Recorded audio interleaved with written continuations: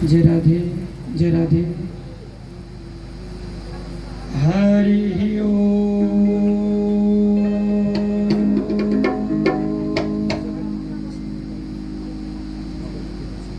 श्री गणेशाय नमः। श्री राधा सर्वेश्वराभ्यां नमो नमः। मधुर मधुर मेतन मंगलम मंगलानां सकल निगम बल्ली सत्फलं चिद स्वरूपं सकृत परिगीतं श्रद्धया हेलया वा भृगुवर नरमात्रं तारये कृष्णनाम्नि देवहंस समारम्भां निम्बभास्करमध्यमाम् अस्मदाचार्यपर्यन्तां वन्दे गुरुपरम्पराम्। नित्यं शान्तं विमलसुखदं भूषणं दिव्यकान्तिं कृष्णं रामं हरिहरगुरुं यः सदा संस्मरन्तिं धर्मे व्याप्तं गुरुपदरतं तारकं यो भवाब्धिं ध्येयं नित्यं चरणकमलं श्रीजगन्नाथं नमामि।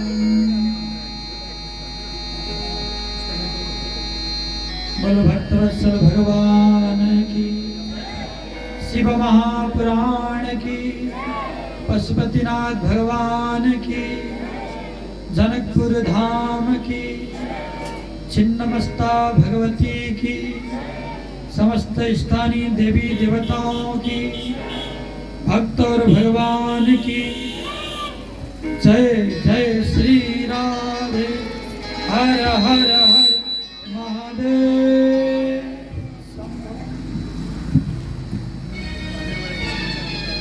अकारण करुणा वरुणालय भक्तवांछा कल्पतरु तड़ित पीतांबर बिंबित नंद नंदन यशोदा नंदन वृषभानु नंदनी राधा रानी का प्राण वल्लभ सर्वगत सर्वभूत सर्वात्मा राधा सर्वेश्वर प्रभु की दिव्य छवि को हृदय करते हुए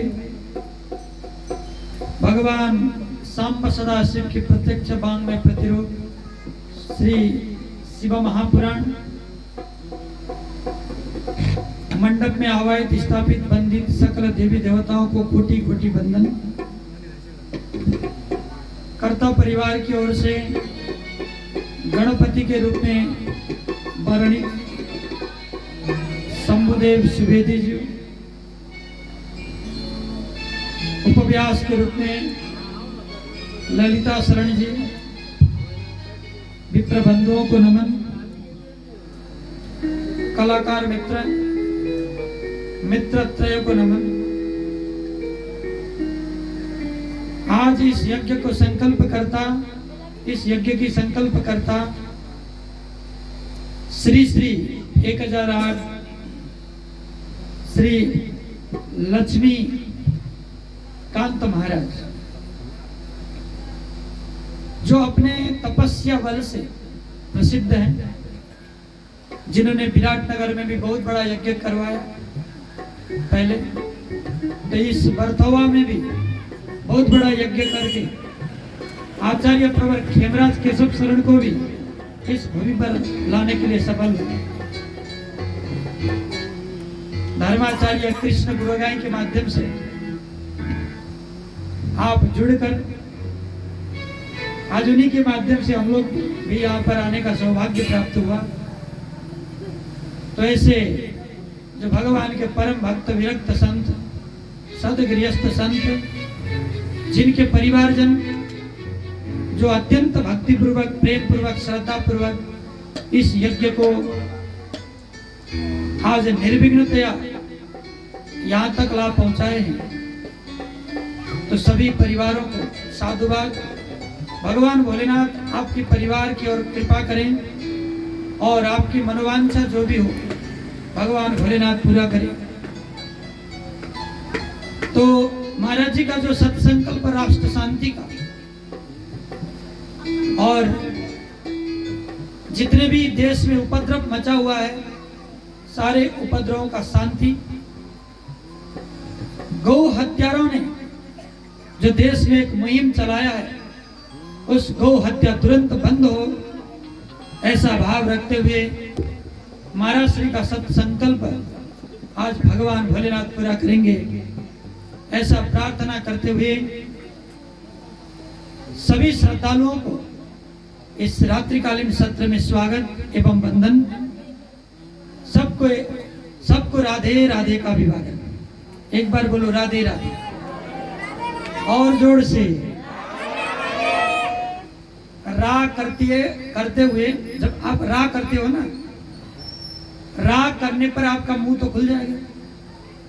तो जितने आपने पाप किया ना, वो जीभ के अग्रभाग में आ जाएंगे। ध्येय करते हुए उसको धक्का मारोगे तो निकल जाएंगे। जिंदगी भर जितने भी पाप किया है आपने, राधे के नाम से निकल जाएंगे। निकल के कहाँ जाएंगे? हम चिल्ला चिल्ला के कह रहे हैं राधे राधे बोलो, जो नहीं बोलता उसी की ओर जाएंगे, है नहीं? इसलिए जोर से बोलो, सब लोग बोलो, बोले राधे राधे।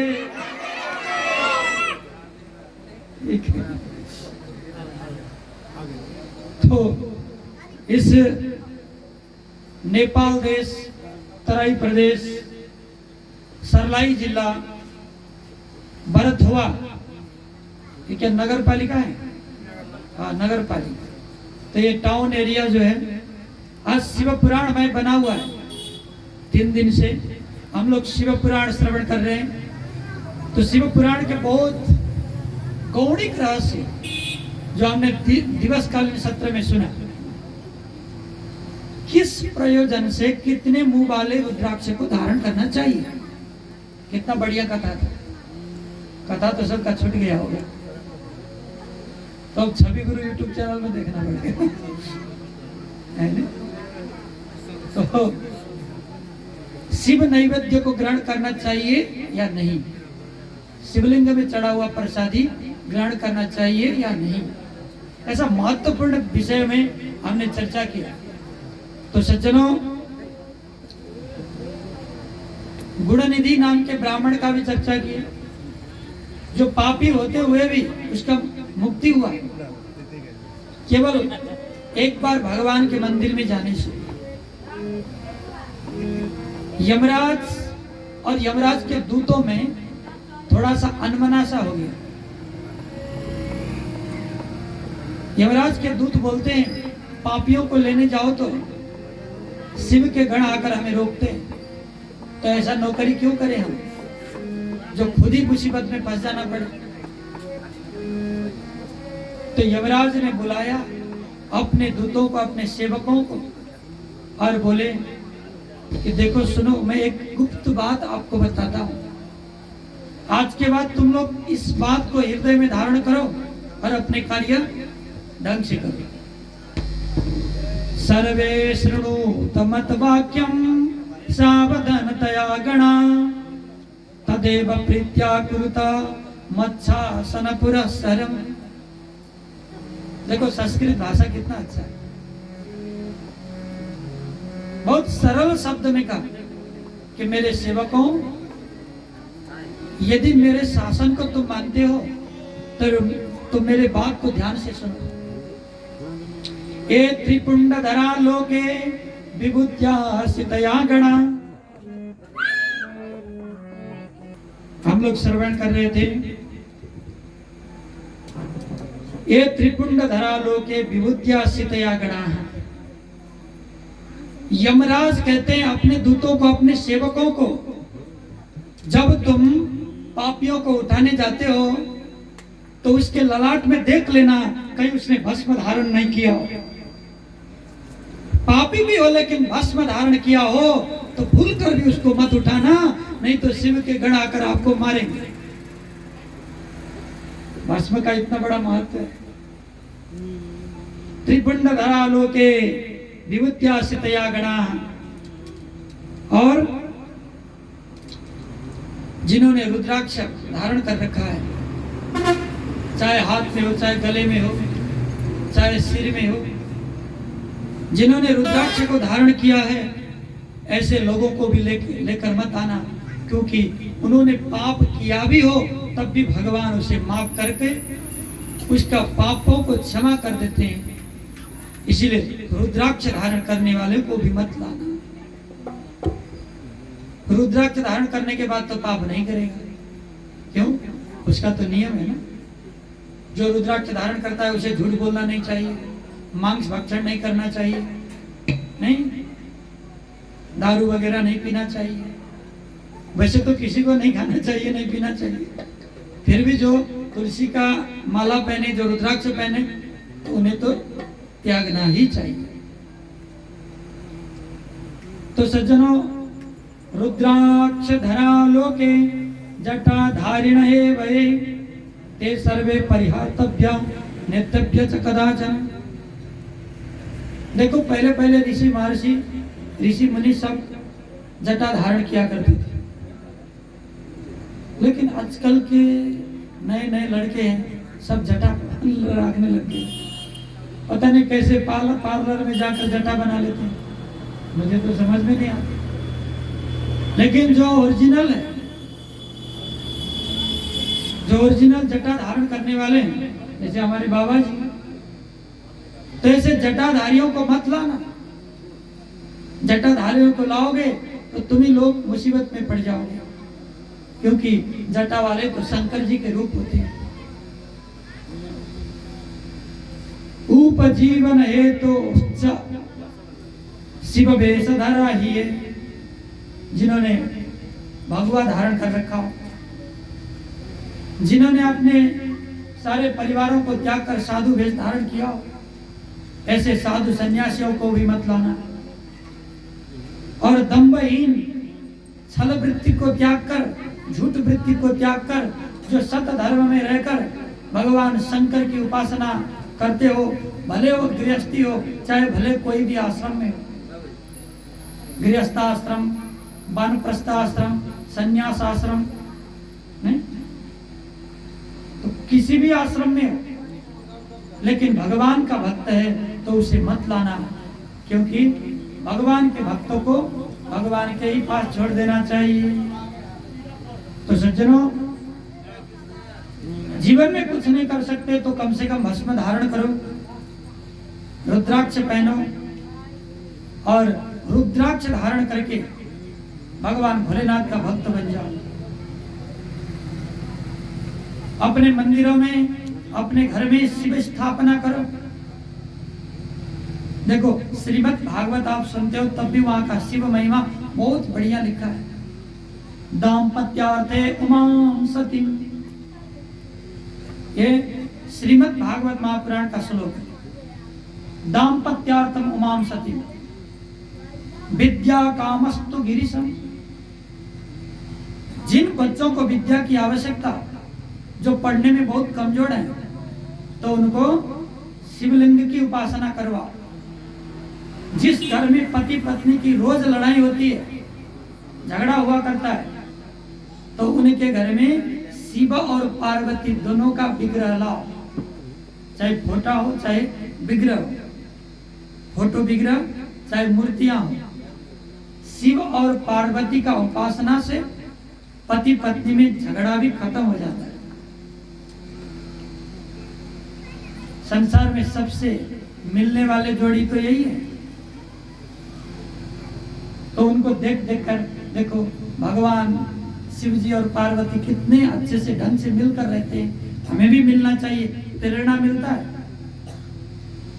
देखो, फोटो से बहुत जीवन में परिवर्तन होता है। सज्जन, तुम व्यापारी हो, तो व्यापारियों को, जो व्यक्ति व्यापार में सक्सेस हुए हैं, बहुत बड़े ऊंचे स्थान में पहुंचे हैं, तो उन लोगों का तस्वीर रखना चाहिए।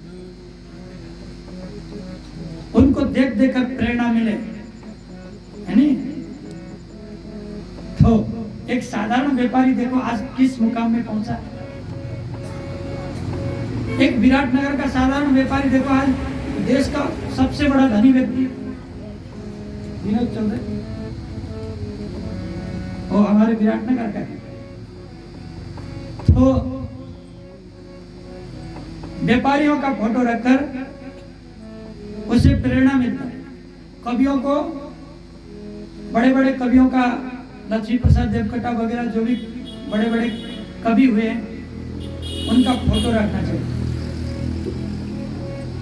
नेता बनना चाहते हो तो बड़े बड़े जो क्रांतिकारी हैं, जिन्होंने क्रांति लाया, जिन्होंने शांति लाए, ऐसे बड़े बड़े महान हस्तियों का फोटो को देखता रहना चाहिए।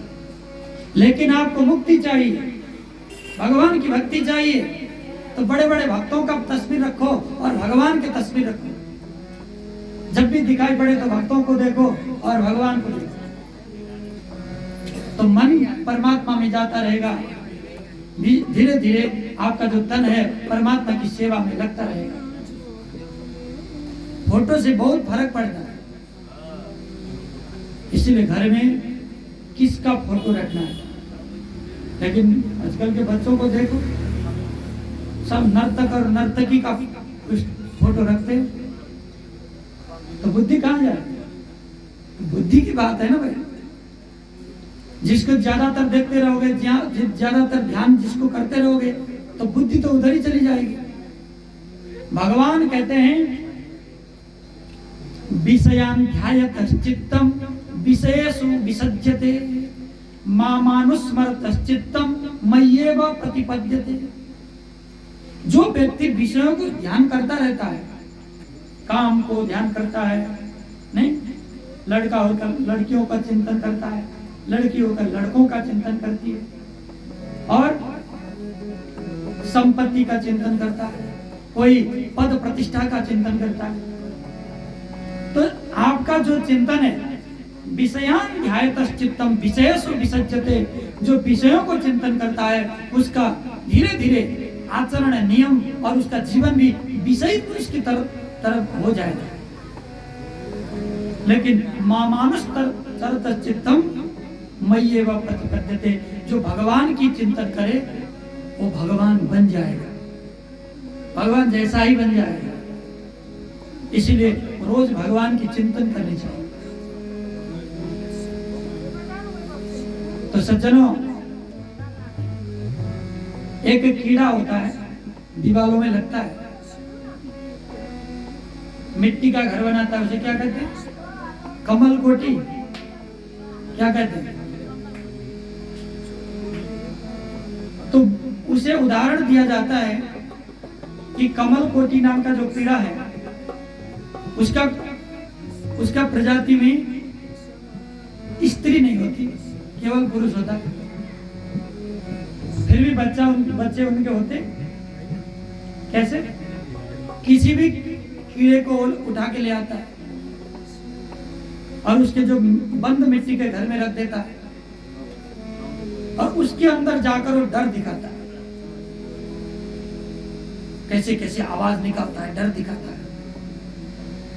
फिर वो मिट्टी से बंद कर देता है, फिर खाने लेने जाता है, चारा लाकर फिर उसको भी खिलाता है, खुद भी खाता है। लेकिन जो कीड़ा उसके अंदर बैठा है वो बार बार चिंतन करता रहता है, कभी वो आ जाए मेरे को खा जाए, वो आ जाए मेरे को खा जाए, मेरे को तकलीफ दे। तो ध्यान करते करते करते करते वो कमल कोटी की तरह बन जाता है। ध्यान में इतना पावर है कि जिसका ध्यान करते हो वही बन जाते है। इसीलिए अपने ध्यान को भगवान की ओर खींचो, तुम भी भगवान बन जाओगे। भगवान होने के लिए 6 चीज चाहिए। ऐश्वर्यस्य समग्रस्य धर्मस्य यशस्त्रिय ज्ञान वैराग्यश्चैव शरणां भगैतीरिणा। भगवान बनने के लिए 6 चीज की आवश्यकता है। समग्र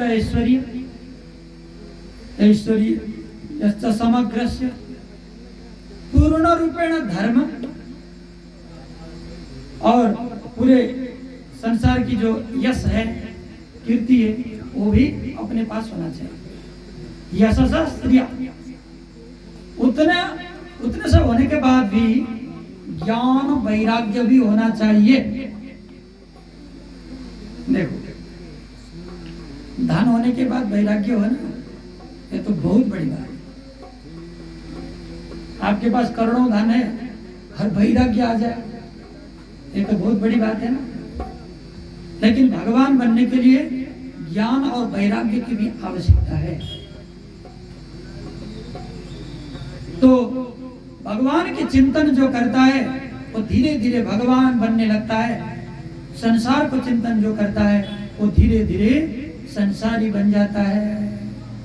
इसीलिए संसार की चिंतन छोड़ दो, भगवान की चिंतन करो। बोल शंकर भगवान की। तो सज्जनों, रुद्र संहिता सृष्टि खंड में इस सारे संसार का सृष्टि कैसे हुआ, इस संबंध में कहते हैं, मैंने पहले भी निवेदन किया, निराकार ब्रह्म एक ही है, जिसका कोई रूप नहीं, कोई गुण नहीं, कोई स्वरूप नहीं, वो निराकार ब्रह्म है। एको ब्रह्म द्वितीयो नास्ति। हमारा वेदांत बताता है ब्रह्म एक ही होता है, दो नहीं होते।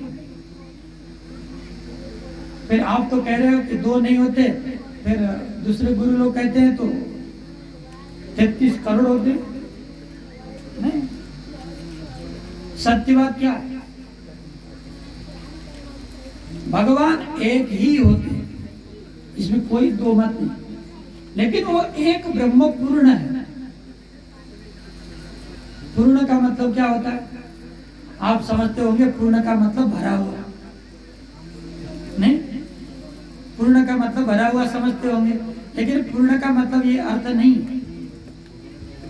पूर्ण का मतलब होता है, जैसे श्रीमद् भगवत गीता में भगवान कहते हैं, पूर्णमदः पूर्णमिदं पूर्णात् पूर्णमुदच्यते पूर्णस्य पूर्णमादाय पूर्णमेवावशिष्यते।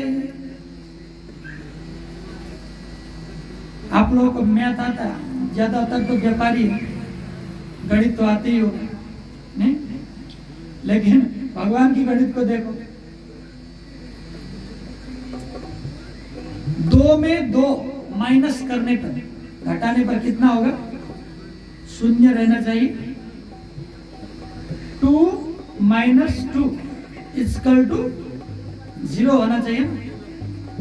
लेकिन भगवान के हिसाब में क्या है? 2 माइनस 2 इक्वल टू 2, और 2 इंटू 2 तो 4 होना चाहिए।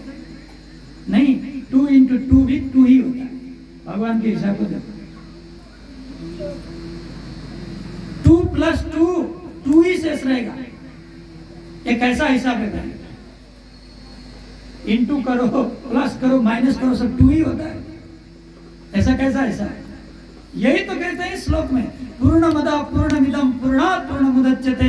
ये तो श्वेताश्वरोपनिषद का भी श्लोक है, भगवत गीता में भी ये श्लोक है।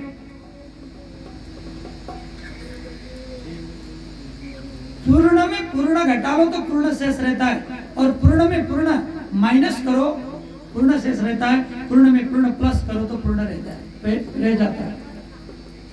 इसका अर्थ क्या है? अभी भी हमें कंफ्यूजन बना हुआ है।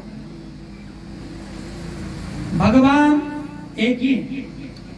मान लो कैलाश में शिव जी हैं, तो बाबा जी ने यहाँ पर मंदिर में बुलाया, अरे भोले बाबा आप आ जाओ कैलाश से। तो बाबा दौड़ के आ गए, यहाँ पर शिवलिंग बन के रह गए। तो कैलाश तो खाली हुआ होगा, है नहीं? बाबा जी ने बुला लिया यहाँ पर, तो कैलाश तो खाली हुआ होगा ना। ऐसा नहीं, कैलाश में भी है, यहाँ भी आ गए। तो फिर मन में एक शक पैदा होता होगा, तो कैलाश में तो पूरा बड़े से होंगे, यहाँ छोटे से बनकर आ गए। ऐसा भी नहीं, कैलाश में जितना शक्ति उनके पास है, यहाँ पर भी उतना ही है, कोई कमी नहीं है। वो पूर्ण बनकर यहाँ भी आए और पूर्ण बनकर वहां भी रहते हैं। तो आपने पूरा भोलेनाथ को बुला लिया और भोलेनाथ आ गए पूरे, फिर भी पूरे के पूरे शेष रह गए। तो पूरे में पूरा माइनस करने पर पूरा रह गया कि नहीं? यही गणित है, इसी गणित को समझना है। अब आपने विसर्जन कर दिया, चलो हमें अब मंदिर नहीं चाहिए, जाओ भाई जहां से आए हो वहीं जाओ। तो भगवान गए कैलाश में, तो 2 शिवजी होना चाहिए नहीं, 2 में 2 जोड़ने पर 4 होना चाहिए ना, इंटू करने पर अथवा जोड़ने पर। तो आपने बुलाया था, अब भेज दिया, तो वहां पर तो 2 होना चाहिए, लेकिन वो तो एक ही होते हैं, वहां 2 नहीं होते। जाने पर भी 2 नहीं होते, आने पर भी खाली नहीं रहता है, इसीलिए वो घटाने पर भी उतना ही रहते हैं, जोड़ने पर भी उतना ही रहते हैं। उसी को कहते हैं पूर्ण। हम लोग अपूर्ण हैं, हम लोग यहाँ से चले जाएंगे तो पंडाल खाली हो जाएगा, आएंगे तो भरा रहेगा। लेकिन भगवान कैलाश से आते हैं, कैलाश तो खाली होता नहीं, इसी को कहते हैं पूर्ण। बोल पूर्ण ब्रह्म परमात्मा की। तो इस तरह उसी निराकार ब्रह्म ने, जो पूर्ण ब्रह्म है, उसी निराकार ब्रह्म ने साकार होना सोचा। तो एक रूप में वो ब्रह्मा बन गए, एक रूप में विष्णु बन गए, एक रूप में शिव जी बन गए। वो तो निराकार थे, उनका कोई रूप नहीं था। तो एको देवत्रयो रूपा, देवता तो एक ही थे, लेकिन 3 रूप में विभाजित हो गए। किस लिए? अरे वो तो पूर्ण है, कितने भी बन सकते हैं, तो यहाँ 3 बन गए। 3 क्यों बने? क्योंकि एक को चाहिए था सृष्टि करने के लिए, एक उसको पालन करने के लिए, और एक संहार करने के लिए। सारा काम एक ही करे तो फिर लफड़ा हो जाएगा। नहीं, जो पैदा करता है वही मार थोड़ी सकता है। नहीं, जैसे एक डॉक्टर से किसी ने पूछा, मैंने पत्रिका में पढ़ा था, बहुत बड़ा सर्जरी का डॉक्टर था, उसका बेटा बीमार पड़ गया, ऑपरेशन करना पड़ा। तो ऑपरेशन थिएटर से वो निकल गया बाहर और दूसरे डॉक्टर को नियुक्त किया।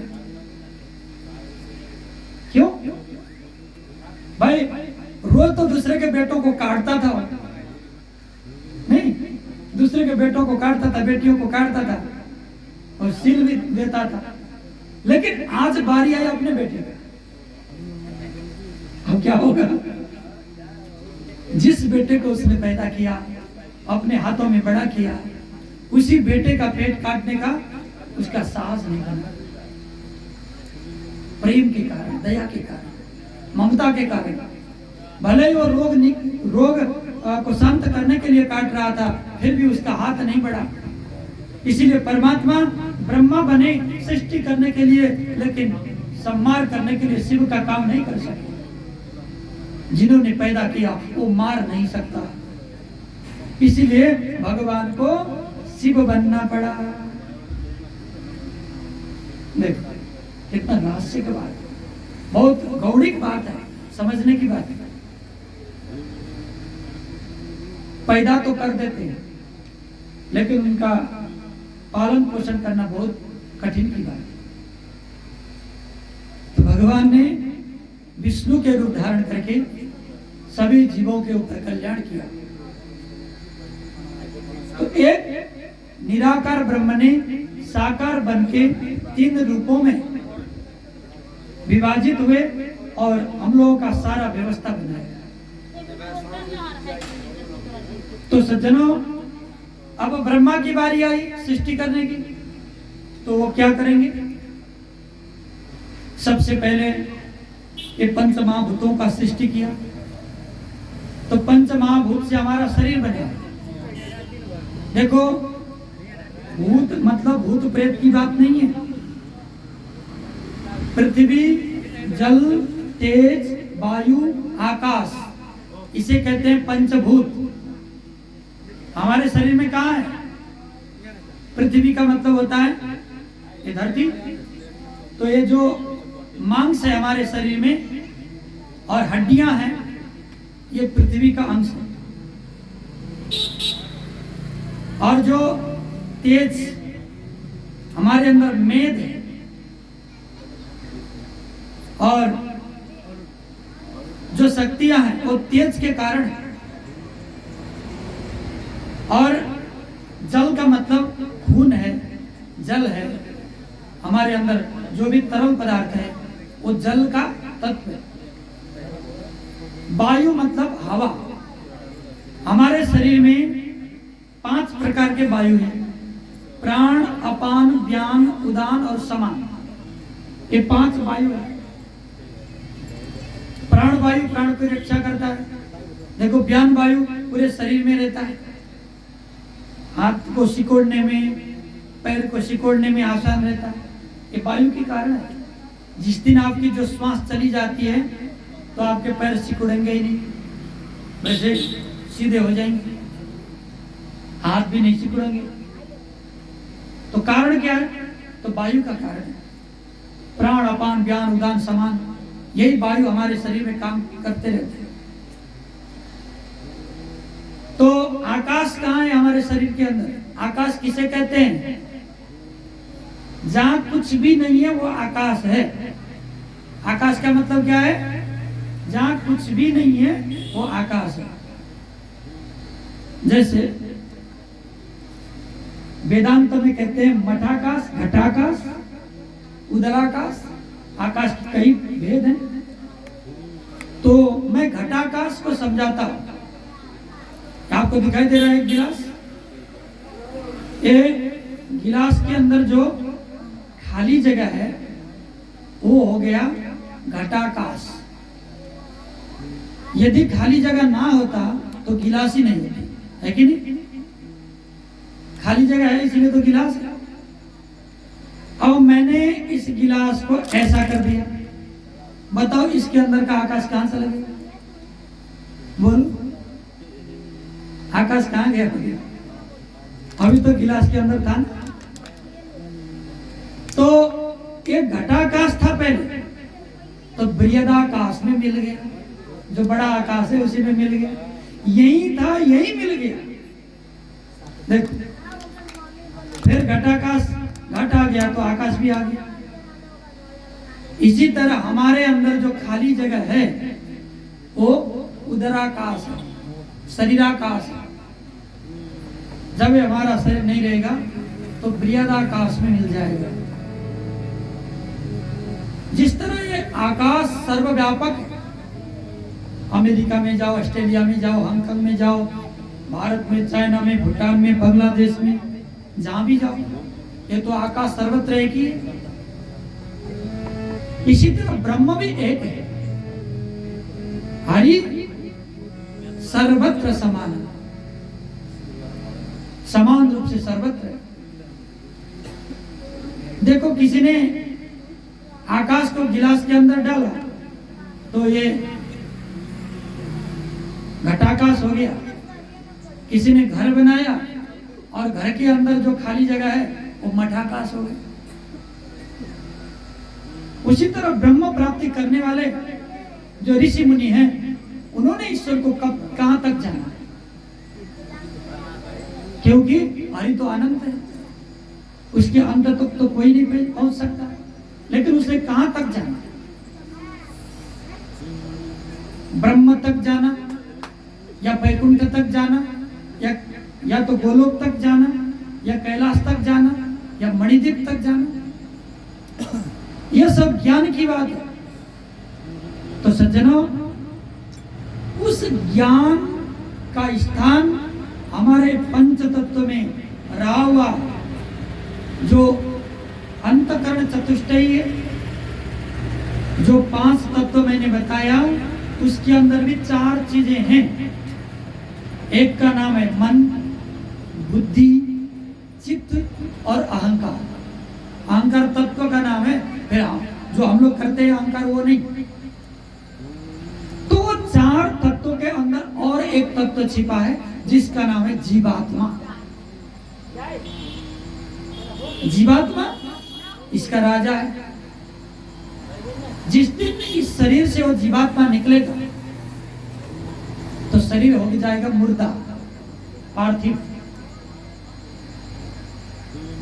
लाश बन जाएगा। तो उसका कोई औचित्य नहीं। जब तक आपके अंदर जो जीवात्मा है वो सजीव है। जीवात्मा बहुत छोटा होता है। कितना? अणु में जीवम प्रतिदेह भिन्नम ज्ञातृत्वंतम यदनंतमाहु।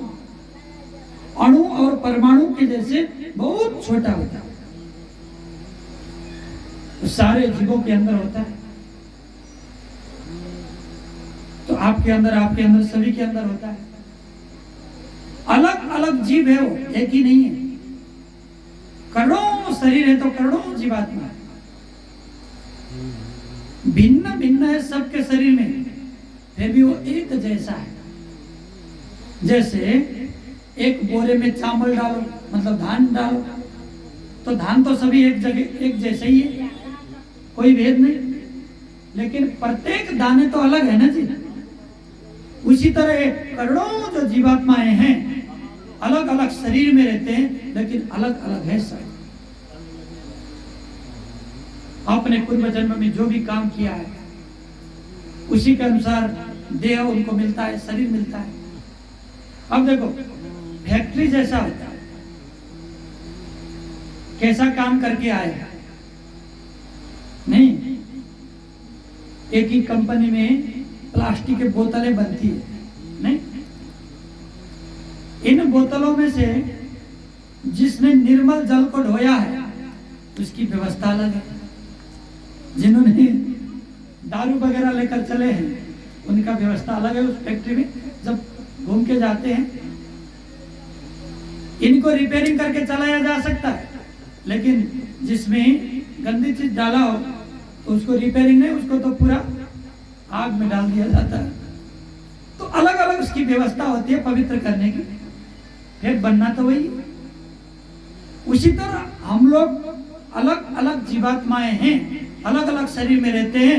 और आप क्या काम करते हो जी? आपने बहुत पाप किया है, बहुत गंदी बात करी है, झूठखोरी किया है, दूसरे को सताया है, चोरी किया है, डकैत किया है, उद्दंड किया है, पाप किया है।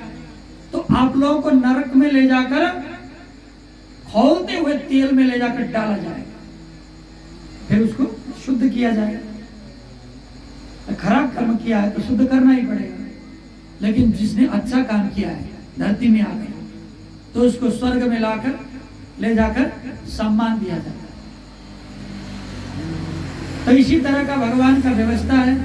तो उन्हीं ब्रह्मा ने सारे जगत को रचा, और उसी ब्रह्मा ने शिव कृपा से स्वर्ग को बनाया, नरक को बनाया, और इस दिव्य पृथ्वी को बनाया। तो बनाने वाला वही ब्रह्मा ही है। नरक क्यों बनाया? जैसे आज हमारे देश के संविधान में जेल नहीं बनाया होता तो क्या होता? खुद सोचो। कैदियों को कैद नहीं किया जाता तो क्या होता? उपद्रवियों को जेल में नहीं डाला जाता तो क्या आप चैन से सुख से बैठ पाते? जो उपद्रवी होते हैं, जो कुकर्मी होते हैं, उन्हें जेल में डाला जाता है। और जो सज्जन लोग हैं उनको सम्मान दिया जाता है। ये तो यहां भी होता है और मरने के बाद भी वही है। लेकिन यहां तो आप दिखावे में जो करते हो समाज मान लेता है। अंदर जो छिपा के करते हो समाज को पता ही नहीं चलता, लेकिन जब मर के जाओगे तो वहां पर सब कुछ लिखा रहता है, आपको बताने की जरूरत ही नहीं पड़ेगी। वहां तो चित्रगुप्त के खाता में सब कुछ लिखा रहता है, छिपा छिपा के इतने पाप किया है, इतने कुकर्म किया है, सब कुछ लिखा रहता है। उस समय जवाबदेही कौन बनेगा? सज्जनों, इसीलिए कर्म करो तो सोच कर करो, कर्म करो तो सदैव प्रभु प्रीति के लिए करो, सत धर्म के लिए करो, और तुम मानव हो तो मानव की तरह रहने सीखो और मानव की तरह खाना सीखो, मानव की तरह जीना सीखो, इसी से जीवन सफल बनेगा। जो जीवन बचता है भजन में लगा दो, कीर्तन में लगा दो, प्रभु सुमिरन में लगा दो, इसी तरह से अपने जीवन को बिता लो। अगला जो मरने के बाद जो जीवन मिलेगा आपको बहुत चैन, बहुत सुख देने वाला होगा। बोल शंकर भगवान की जय। एक फरमाइशी भजन जो हमारे चाचा ने फरमाइश किया है।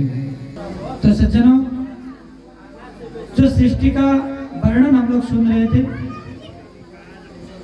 ब्रह्मा के द्वारा सारा प्रपंच का सृष्टि हुआ, उसी में 84 लाख योनि सारे के सारे जीवात्माओं का मतलब शरीरों का सृष्टि हुआ। उन्हीं ब्रह्मा के द्वारा जब सृष्टि आगे बढ़ाने के लिए 4 कुमारों की सृष्टि करी, सनत, सनंदन, सनत कुमार, लेकिन 4 कुमारों को बोले कि जाओ तुम सृष्टि करो तपस्या करके, तो चारों कुमारों ने बोले नहीं, हम तो सृष्टि नहीं करेंगे, तो उन्हें श्राप दे दिया।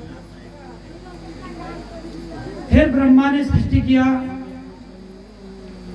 उनसे बहुत सारे देवी देवताओं का सृष्टि हो गया, फिर भी सृष्टि नहीं चल रहा था। 10 मानस पुत्रों को सृष्टि किया। उसके बाद ब्रह्मा जी ने एक मुंह से अपने बेटी का उत्पन्न किया जिसका नाम सरस्वती रखा। हृदय से कामदेव, सीने से धर्म, पीठ से अधर्म का निर्माण किया, सृष्टि किया। कामदेव बोला कि प्रभु मुझे इस धरती में क्यों लाया गया?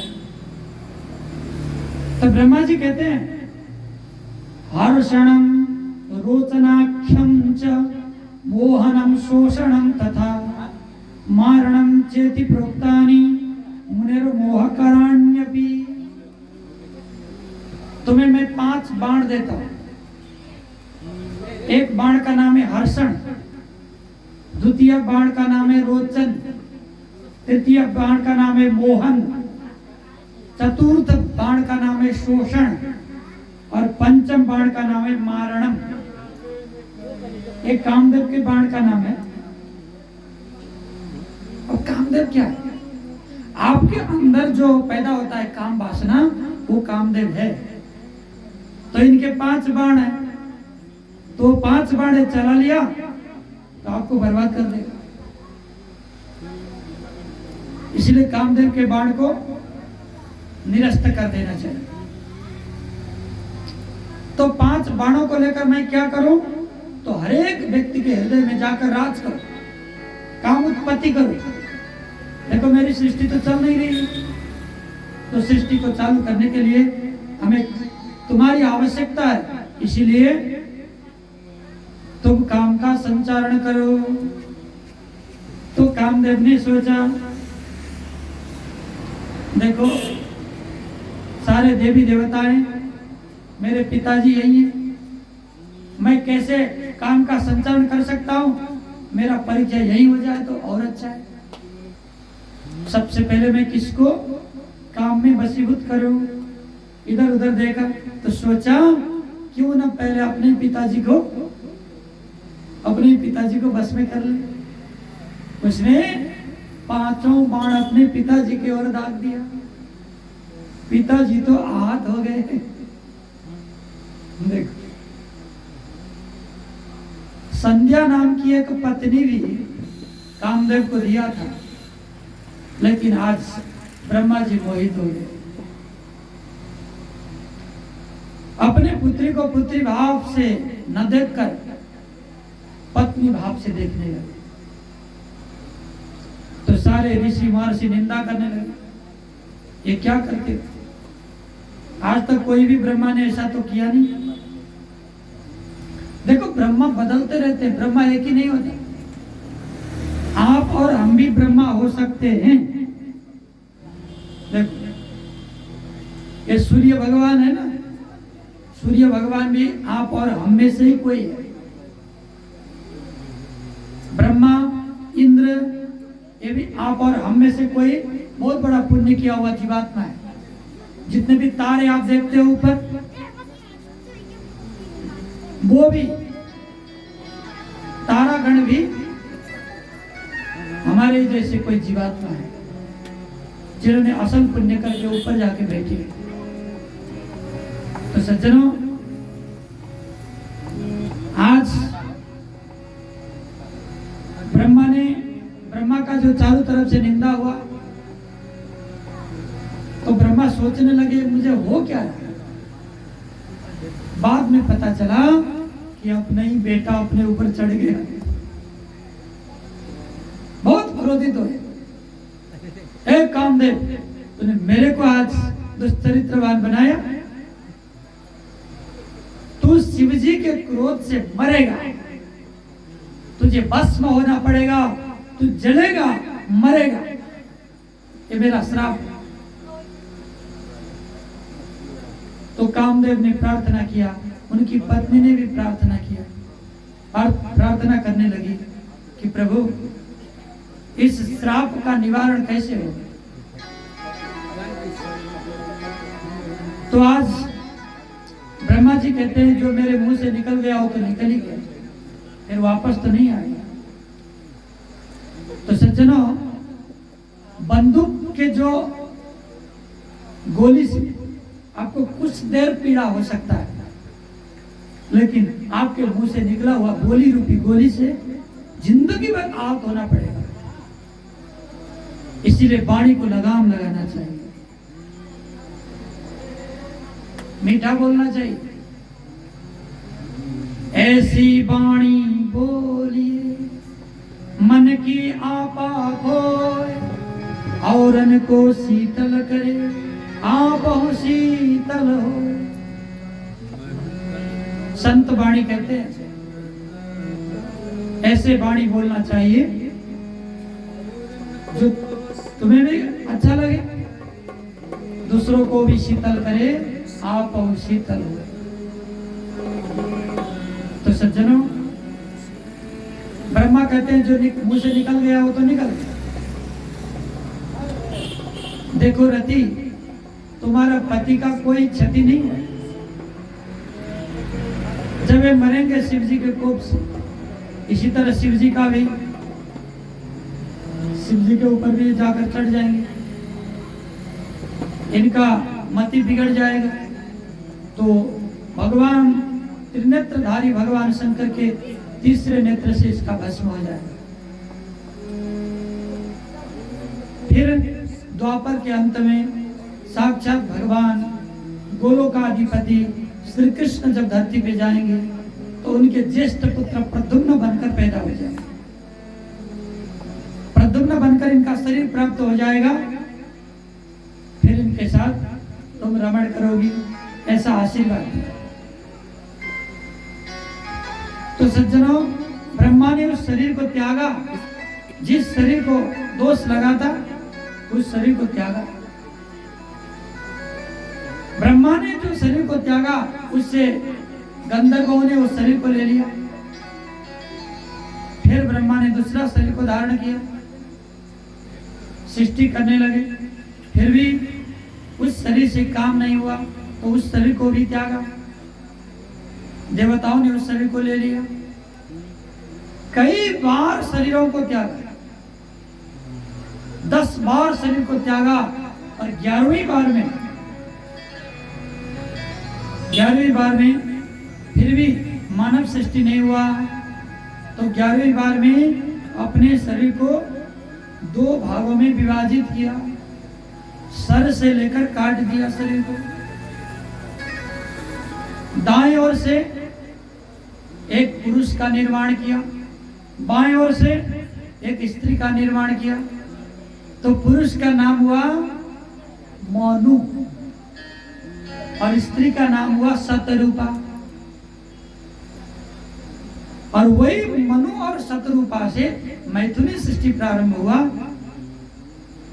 और मनो अपत्यम, मनो के संतान में मानव सृष्टि हुआ। हम लोग मनु के संतान हैं, इसीलिए मानव है। देखो, मानव शब्द का व्युत्पत्ति होता है मनोह अपत्यमिति मानवा। लेकिन आजकल हमारे बच्चों को क्या सिखाया जाता है? ये बच्चे बोले तुम किसके संतान हो? बच्चे बोलते हैं पिताजी हमें तो आज पता चला हमारे पूर्वज तो बांदर थे, नहीं? बंदरों के संतान है। नहीं, बंदरों के संतान ऐसे होते हैं क्या? बताओ, ये शिक्षा कितना गलत है। बंदरों के संतान मानव कैसे हो सकते हैं? ब्रह्मा ने बंदरों को बनाया, उसको कहते हैं किन्नर, किम्नर, मानव जैसा बनाया, लेकिन मानव नहीं। अरे बंदरों का तो पूरा शरीर में बाल होता है, बंदरियों का भी होता है, लेकिन हमारे माता बहनों के गाल में तो दाढ़ी नहीं आती, बंदरियों को तो आता है। बंदरियां तो पूरा बाल ही बाल होता है पूरा चेहरे में।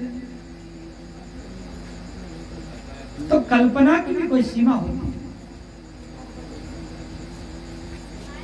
बंदर गुफाओं में रहने लगे और उनके जो है शरीर के रोम जो है उतरने लगे, उनका पूंछ जो है वो झड़ गए, निकल गया। ऐसा एक परिकल्पना है, लेकिन वास्तविकता ये नहीं है। बंदर से मानव नहीं बना, मानव तो मनुष्य बना है।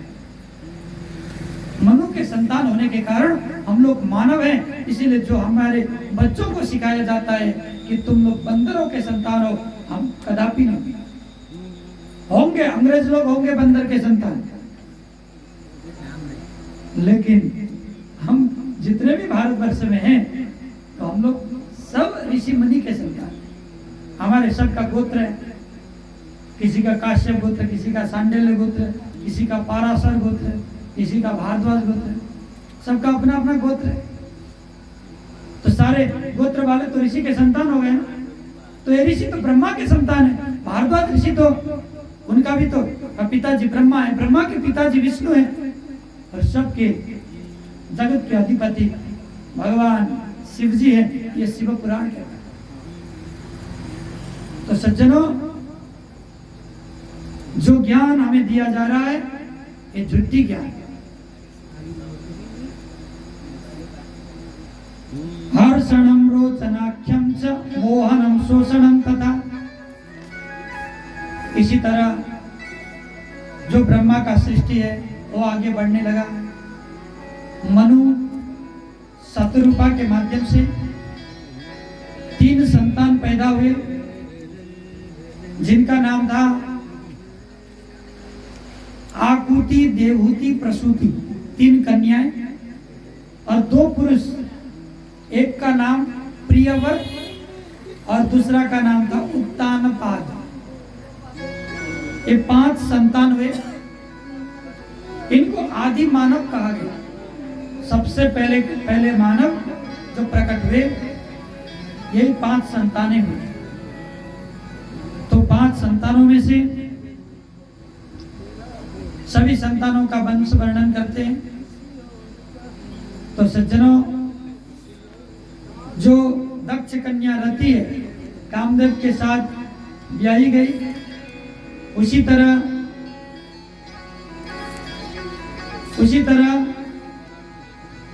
प्रसूति का विवाह ऋषि से हो गया और देवहूति का विवाह कर्दम ऋषि से हो गया। तो इन्हीं के संतान जो दक्ष प्रजापति के साथ मनुपुत्री का विवाह हो गया था, उनसे 60 कन्या प्राप्त हुए। उन्हीं 60 कन्याओं में से 13 कन्याएं धर्म को दिया गया और कुछ प्रजापति को, तार्क्ष को, और एक कन्या जिसका नाम सती देवी था, वो सती देवी भगवान रुद्र को दिया गया। बोल शंकर भगवान की।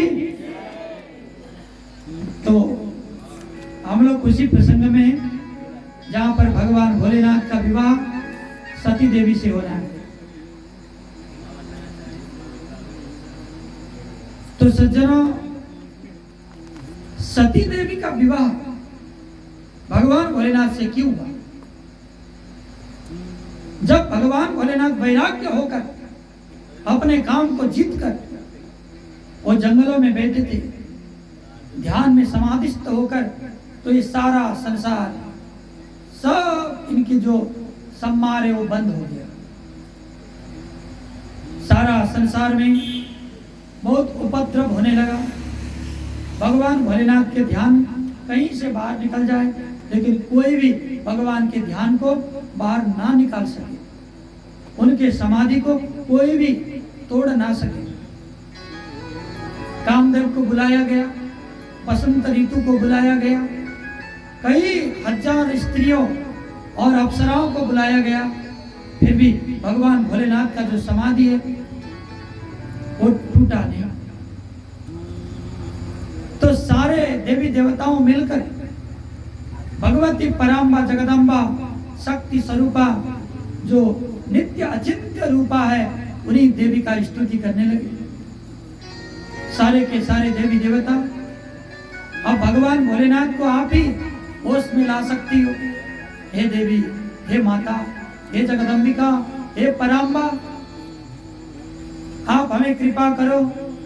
जितने भी देवताएं थे, ब्रह्मादि जितने भी देवताएं थे और ऋषि मुनि थे, सारे के सारे भगवती माता की प्रार्थना करने लगे, उनकी स्तुति करने लगे। कोई उनका भजन गा रहा है, कोई उनके भजन में नाच रहा है, कोई आंखों से आंसू बहा रहा है, अरे माँ कृपा करो, माँ कृपा करो, हम सारे जीवों के ऊपर कृपा करो।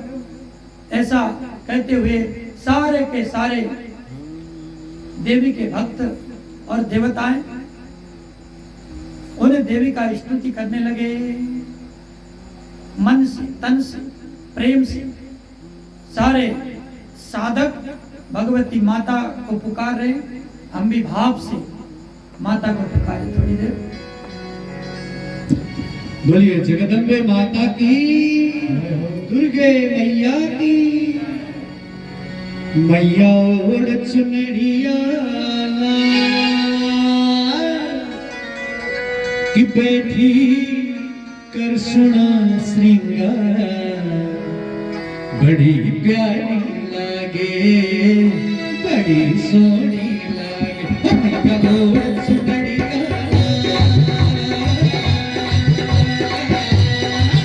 मैया ओढ़ चुनरिया कि बैठी कर सुना श्रृंगार, बड़ी प्यारी लागे, बड़ी सोनी बड़ी प्यारी लागे, बड़ी सोनी लागे।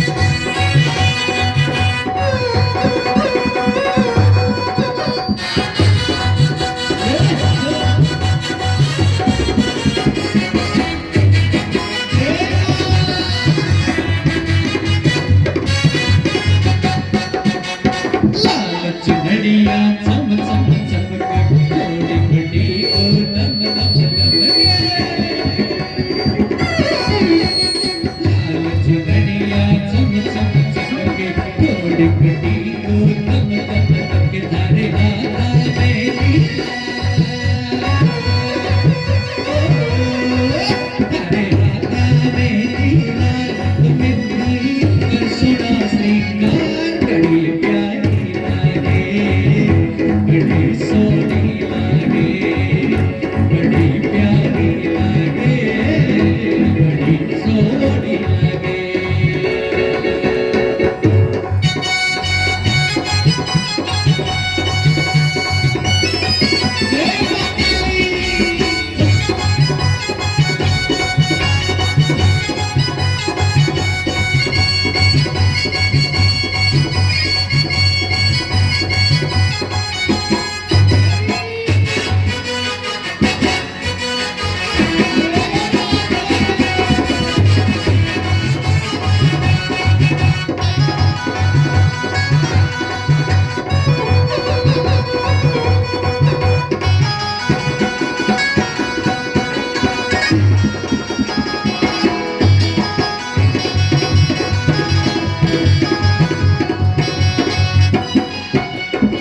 कलेरी पायल छम छम छम के हाथ में चूड़ियां घन घन घन के कलेरी पायल छम छम छम के हाथ में चूड़ियां घन घन घन हरे आई रहा हरे गल हीरा तो हार की बेटी कोई सुना श्रृंगार बड़ी सोनी लागे मैया और चुनरिया लाल बेटी कर सुना श्रृंगार बड़ी प्यारी लागे बड़ी सोनी लागे।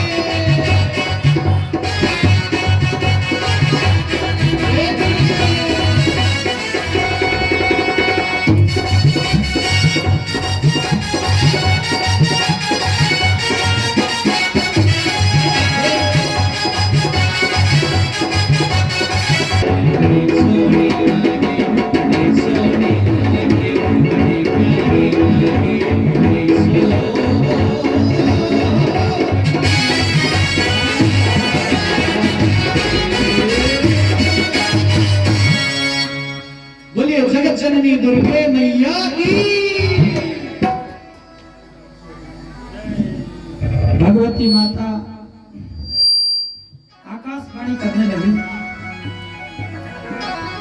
माता कहती है ब्रह्मन् किमर्थ भवता स्तुत्याः मगधारय उच्यतां यदि धृत्योऽसि तच्छीघ्रं पुरतो मम।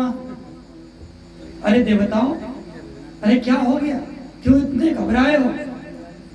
मुझे स्तुति क्यों करे, मुझे क्यों पुकार रहे? क्या आन पड़ी तुम लोगों के, तुम लोगों को क्या मुसीबत आन पड़ी क्या?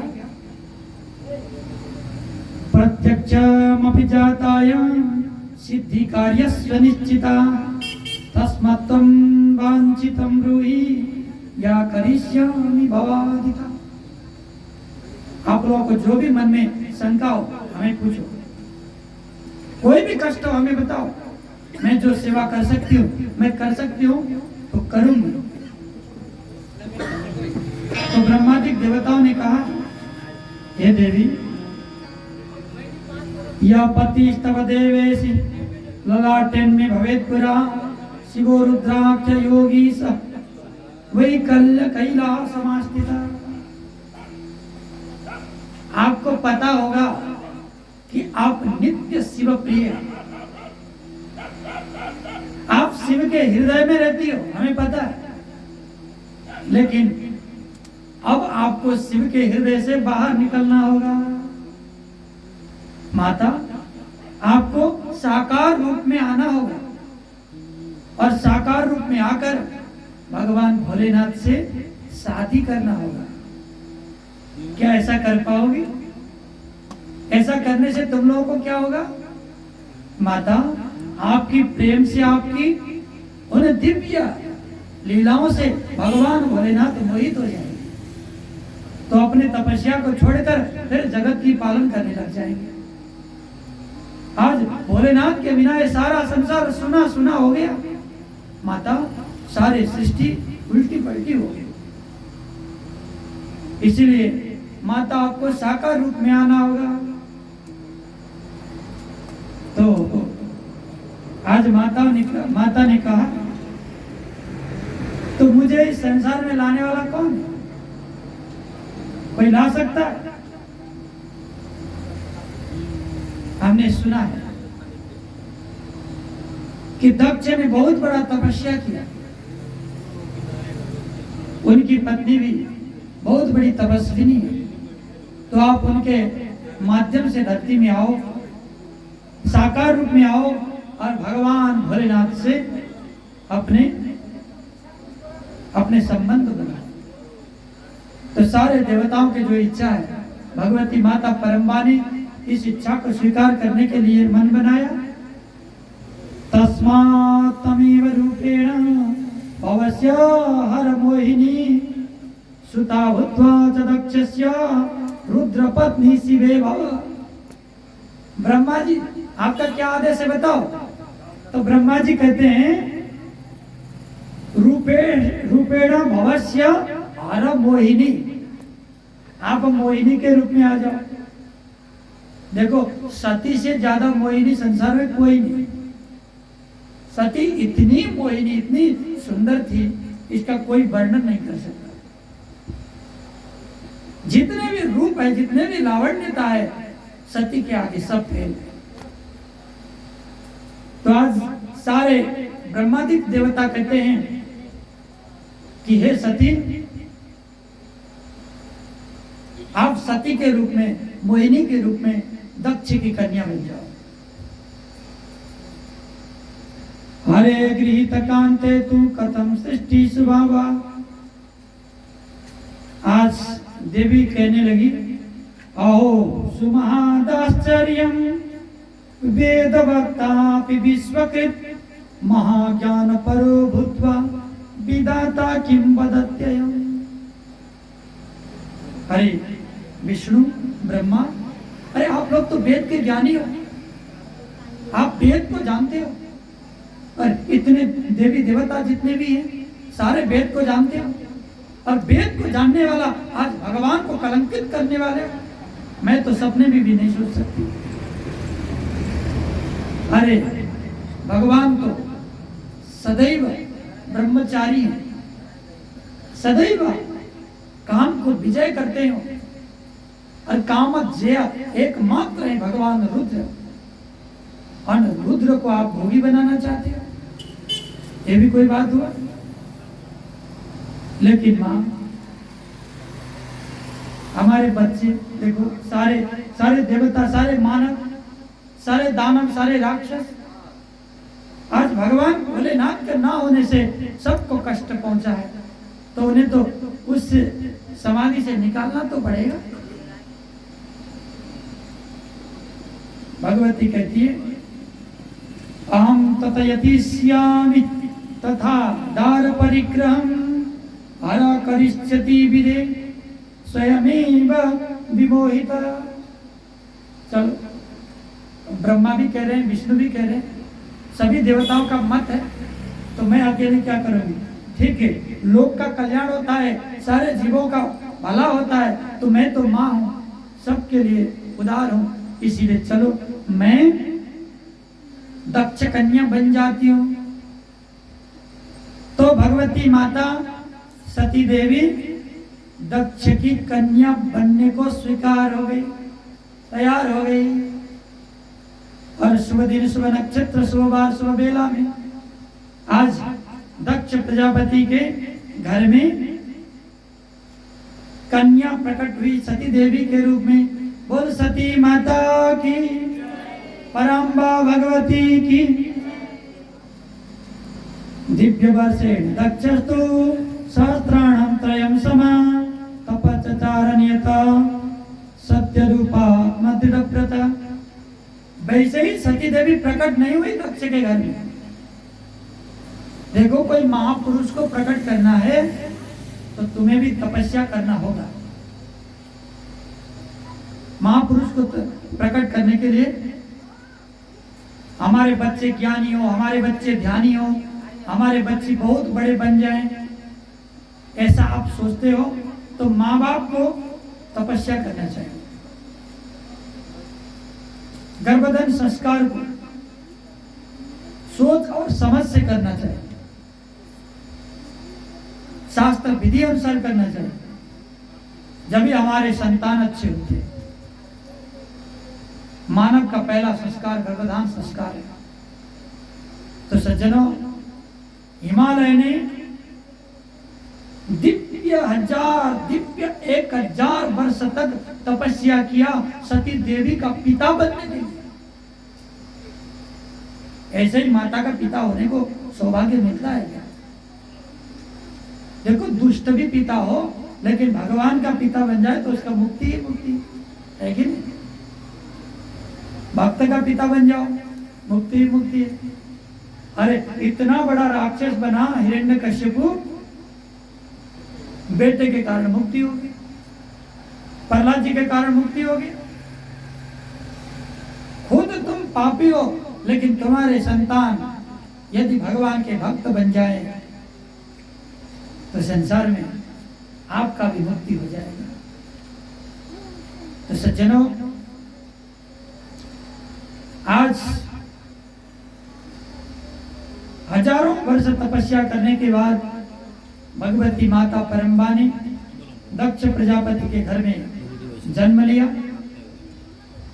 मम स्वामी शिवो यो हि सजातो ब्रह्मणा सुता रुद्रनाव पूर्ण रूप अवतार परमात्मा। जब वे बड़ी होने लगी तो दक्ष प्रजापति ने सारी कन्याओं को विवाह किया, शादी किया। तो सती को भी एक अच्छा सा लड़का ढूंढकर शादी करेंगे ऐसा मन में सोच रहे थे। तो सती कहती है, मैं तो किसी से शादी नहीं करने वाली। तो किससे करोगे लाडली? तो लाडली जी कहती है, मैं तो शिव जी से करूंगी। अरे शंकर के पास क्या है? अरे शंकर के पास क्या नहीं है? सब कुछ है। आपको लगता होगा साधुओं के पास क्या होता है, लेकिन जो कुछ होता है सब साधुओं के पास होता है। संसारी ऐसा है, जो त्यागता है उसके पीछे सब कुछ होता है। जो नहीं त्यागता है वो बेड़ियों में बंधा रहता है। देखो, संसार की उल्टी नियम, जग में जो आया है वो जाएगा। राजा रंक फकीर, कोई सिंहासन चढ़ चला, कोई बंधा जंजीर। जो भी इस धरती में आया, राजा रंक फकीर, सबको जाना है। कोई सिंहासन में बैठते हुए जाता है, कोई जंजीरों में बंद कर जाता है। एक बार आप लोग सोचिए, जिसने घर को त्यागा, जिसने संपत्ति संतति को त्यागा, साधु बन गया, उसके मरने के बाद उसकी आरती कैसे उड़ती है बताओ? देखा है साधुओं का आरती? देखा कि नहीं? साधुओं की जब आरती उड़ती है, डोली उड़ती है, तो एक बढ़िया सा उसका डोली सजाया जाता है। तो साधुओं को उसमें बैठाया जाता है और फूल अबीरों से खूब उनको पूजा जाता है। और पालकी में बिठाकर बाजे बजाकर और खूब भगवान के भजन गाते हुए, नृत्य करते हुए, अभिषेक करते हुए, खुशियां मनाते हुए साधुओं का पार्थिव शरीर को गंगा में जल प्रवाहित किया जाता है। साधुओं को इस तरह अंतिम संस्कार होता है। जिसने संसार को त्यागा, जिसने परिवार को त्यागा, जिसने सारा संपत्ति को त्यागा, आज उसकी जो डोली उठ रही है तो खूब अबीर यात्रा की तरफ जा रही है। लेकिन जिसने संपत्ति को स्वीकारा, पत्नी पति संतान अपना बनाया, खूब ढेर सारा संपत्ति को एकत्र किया, लेकिन उनकी जब आरती उठती है तो 3 जगहों पर बांधा जाता है, खूब बांध कर उसको फिर कंधे में रखकर राम नाम सत्य है, राम नाम सत्य, इस तरह से उनकी अर्थी लेकर जाया जाता है। जिसने संसार को नहीं छोड़ा तो मरते समय भी बांध कर उसको ले जाया जाता, जिसने जीवित ही संसार को छोड़ दिया उसे मरने के बाद भी उत्सव करते हुए ले जाते हैं। क्यों? क्योंकि तूने तो सब कुछ छोड़ दिया, इस संसार से विजय प्राप्त किया, इसलिए ढोल नगारे बजाकर उसको लेकर जाया जाता है। तो सज्जनों, आज भगवती माता परम्बा कहती है मैं शादी करूंगी तो भोलेनाथ से ही करूंगी। उनमें क्या खासियत है? पेड़ के नीचे रहते हैं, लंबे लंबे जटाएं धारण कर रखे हैं, पूरे भभूति से सर से पांव तक भभूति है, और कुछ है ही नहीं। ढंग से कपड़े नहीं पहनते, शरीर में सांप बिच्छुए चलते रहते हैं। कैसे ऐसे भोलेनाथ से आप तुम्हारा प्यार हो गया?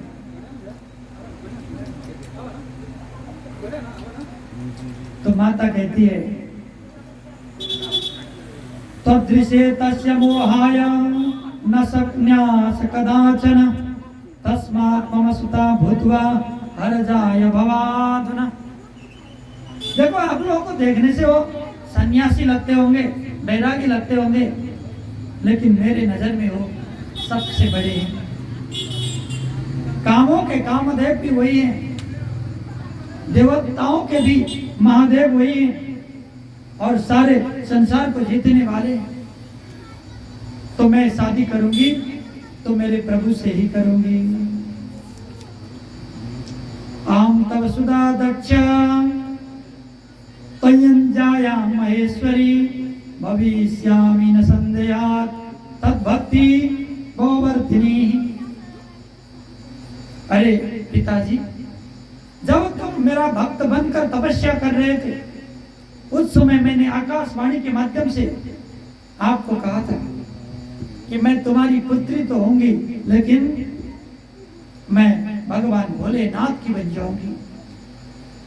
सारे भक्ति और कल्याण का रास्ता मैं खुला कर दूंगी, ऐसा वरदान मैंने दिया था, उसको याद करो। तो आज दक्ष प्रजापति ने जो तपस्या करते समय जो भी वरदान उन्होंने प्राप्त किया था, वही वरदान को याद किया और दक्ष सुता को भगवान भोलेनाथ को देने के लिए तैयार है। लेकिन भगवान को देने से पहले कोई महापुरुष से शादी कर रही है तो कन्याओं को भी व्रत लेना चाहिए। वैसे तो व्रत काल 3 वर्ष का होता है, 3 साल का एक व्रत होता है। पति को भी पत्नी को भी शादी से पहले 3 साल तक व्रत बैठना चाहिए। जब कंफर्म हो जाए शादी इन्हीं के साथ होना है तो 3 साल तक व्रत होता है। वो तो अब भूल गए हम लोग, ये तो शास्त्रों में है बस। लेकिन परम्बा माता सती ने व्रत बैठने का संकल्प किया। क्यों? क्योंकि जो माताएं करती है, जो भगवान करते हैं, वो पुराणों में इतिहास बन के रह जाता है, और उसी इतिहास को पढ़ कर आगे आने वाले पीढ़ियां उसी ज्ञान को सीखती है और उसी का अनुसरण करती है, और हमारा सनातन परंपरा बना रहता है। तो सज्जनों, यो नमाम्याम च गृहेनापि गृह्यात् ग्रहीष्यति। तो उन्होंने 1 साल का व्रत बैठा। सती देवी का जो व्रत था, 1 साल तक जो एक टाइम अन्न लेकर बहुत कठोर तपस्या था और वो तपस्या करने लगी। ओम नमः शिवाय, ओम नमः शिवाय, इस मंत्र का जाप करने लगी सती देवी। और कार्तिकस्य चतुर्दश्यां मपूपै पायसैरपि समाकेन समाध्याय सस्मरान परमेश्वरम। कार्तिक महीना चतुर्दशी तिथि में हलवा बनाकर भगवान भोलेनाथ को भोग लगाई और कभी कुछ महीना बार अनुसार अलग अलग भोग लगाने की वस्तुएं तैयार करती और भगवान भोलेनाथ की आराधना करने लगती। हे प्रभु, हे भोलेनाथ, आज आपको मजबूर होना पड़ेगा, अपने समाधि को तोड़कर हमारे पास आना पड़ेगा। सती देवी बैठ गई तपस्या। पौषेतु शुक्ल सप्तम्यां कृत्वा जागरणं निशि अपूजयत् शिवं प्रातः कुशरान्नेव सा सती। पौष मास के शुक्ल पक्ष में उन्होंने सोना बंद कर दिया और जागृत होते हुए, जागरण करते हुए तपस्या करने लगी। और ऐसा तपस्या जो आज तक किसी ने नहीं किया। भगवान भोलेनाथ को मजबूरन सती देवी के पास आना पड़ा। और सती देवी ने भगवान को जब दर्शन किया, बोल शंकर भगवान की, सती माता की। सती, तुम्हारे तपस्या से मैं प्रसन्न हूं, वरदान मांगो।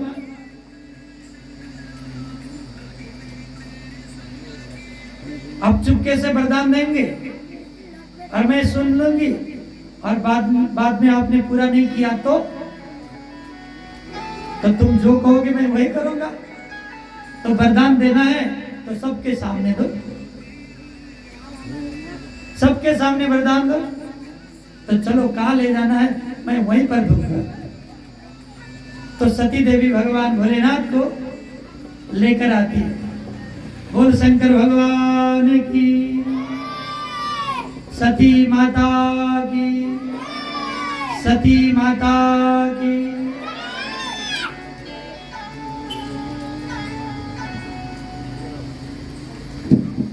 ओम नमः शिवाय, नमः शिवाय, ओम नमः शिवाय,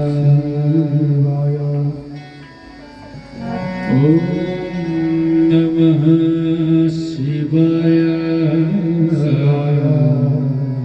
नमो भगवते तुभ्यं यत एतत् चराचरं पुरुषाय महेशाय परेशाय महात्मने। तस्मै नमः परेशाय तुभ्यं आचार्य कर्मणे। नमो गिरां विदुराय ब्रह्मणे परमात्मने।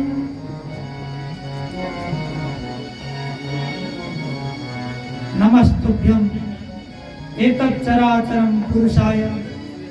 इस चराचर जगत के एकमात्र पुरुष है परमात्मा। आप मुझे देना चाहते हैं तो मेरा पति बन जाइए। भगवान भोलेनाथ ने कहा तथास्तु। सारे लोग साक्षी हैं, शिव पुराण के मंडप साक्षी है। जरूर मैं तुम्हारा पति बनूंगा। आज सती और भगवान भोलेनाथ का जो तपस्या वो दोनों का पूरा हो गया और शादी के लिए खूब तैयारियां हुई। दक्ष प्रजापति ने शादी में कोई कमी नहीं रखा और सारे तैयारियां होने के बावजूद फिर अब शादी का शगुन जितने भी सामान थे सब कुछ बाहर लाए और भगवान भोलेनाथ बाराती के साथ वहां पर आए और सती देवी दुल्हन बनकर बैठी और शादी पूरी रस्म के साथ होने लगी। बोल भक्तवत्सल भगवान की। तो ब्राह्मणों ने मंत्र उच्चारण किया, ओम मंगलम भगवान विष्णु मंगलम गरुड़ध्वज मंगलम पुंडरीकाक्ष मंगलाय तनोहरि। ऐसे दिव्य मंत्र उच्चारण के साथ सती और भगवान भोलेनाथ का शादी संपन्न हुआ। तो आज अपने जो मन की रानी है वो साकार स्वरूपिणी बनकर अपने आगे आई और अपने पत्नी बनकर खड़ी हुई है। और सती देवी भी सोचती है मेरे मन के राजा आज साकार रूप में मेरे आगे प्रकट है, तो मुझे भी अत्यंत खुश होना चाहिए। भगवान भोलेनाथ भी बहुत खुश हो गए। जब भगवान भोलेनाथ बहुत खुशी होते हैं तो क्या करते हैं पता है? क्या करते हैं? नाचते। चलो ठीक है फिर नाचने दो। बहुत खुशी हो गए। जय हो भोले बाबा की, पार्वती सहित शंकर भगवान की, सती सहित शंकर भगवान की। भोले बाबा तेरे क्या ही बात है, भोले शंकरा तेरे क्या ही बात है, दूर होके भी साथ है, दूर होके भी साथ है। भोले बाबा तेरे क्या ही बात है, भोले शंकरा तेरे क्या ही बात है, दूर होके भी साथ है, दूर होके भी साथ है। खुद मैं कर दूंगा तुझको समर्पण, मैं तेरा अंश हूँ तू मेरा तन, तेरे ही होने से मेरी सारी जिंदगी सजी है। खुद मैं कर दूंगा तुझको समर्पण, मैं तेरा अंश हूँ तू मेरा तन, तेरे ही होने से मेरी सारी जिंदगी सजी है। लगे तेरे संग मेरे शंकरा, तेरे संग लगे मेरे शंकरा, लगे तेरे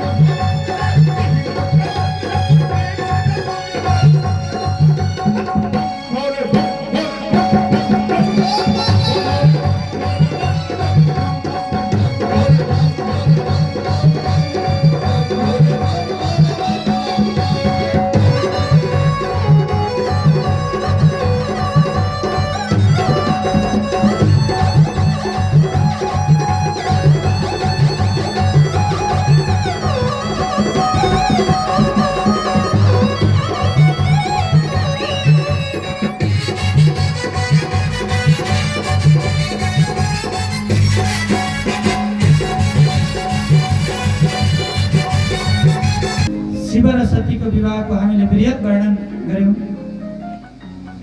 र भजनहरूका पनि दिव्य आनन्द लियौं। सज्जन, आज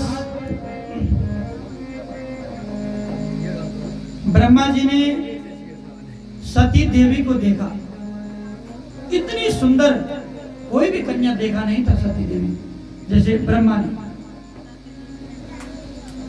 तो एक टक सती देवी को देखते रहे। तो इस भाव को देखकर भगवान शिव को क्रोध आया। क्रोध में भरकर अब ब्रह्मा जी को समाप्त कर दूंगा, इस उद्देश्य से जब शिव जी ने त्रिशूल उठाया तो सारी देवताओं ने क्रोध समाप्त करने का प्रार्थना किया। पृथ्वी लोक में आप अपूज्य रहोगे। तो ब्रह्मा बार बार करुण क्रंदन करते हुए भगवान शंकर की चरणों में गए। तो ब्रह्मलोक में सभी लोग तुम्हारी पूजा करेंगे, जाओ, यही वरदान तुम्हारे लिए अच्छा। तो ब्रह्मा भी वहां से चले गए और भगवान भी सती देवी को लेकर कैलाश की ओर चल पड़े। बोल शंकर भगवान को, सती देवी माता की। तो सज्जनों,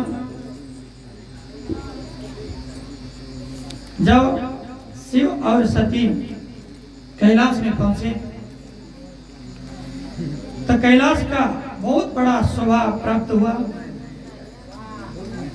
जितने भी नंदी आदि गण थे, सारे नंदी आदि गण बहुत हर्षित हुए और माता का स्वागत किया, जैसे आप लोग कर रहे हैं ना। तो मुंह दिखाई में तो कुछ देना भी चाहिए, दक्षिणा वगैरह दे रहे हो कि नहीं? भाई नई दुल्हन को देख रहे हो तो कुछ तो देना पड़ेगा। तो जितने भी कैलाशवासी थे तो सती देवी को मुंह दिखाई में कुछ देने लगे, उपहार वगैरह। तो आप लोग जिस तरह हम लोग भी कैलाश के बगल में हैं, तो पशुपतिनाथ का क्रीड़ा स्थल इस नेपाल भूमि, तो सती देवी के स्वागत में उनकी पूजा कर रहे हैं, स्वागत कर रहे हैं, बहुत अच्छी बात है। जय जय।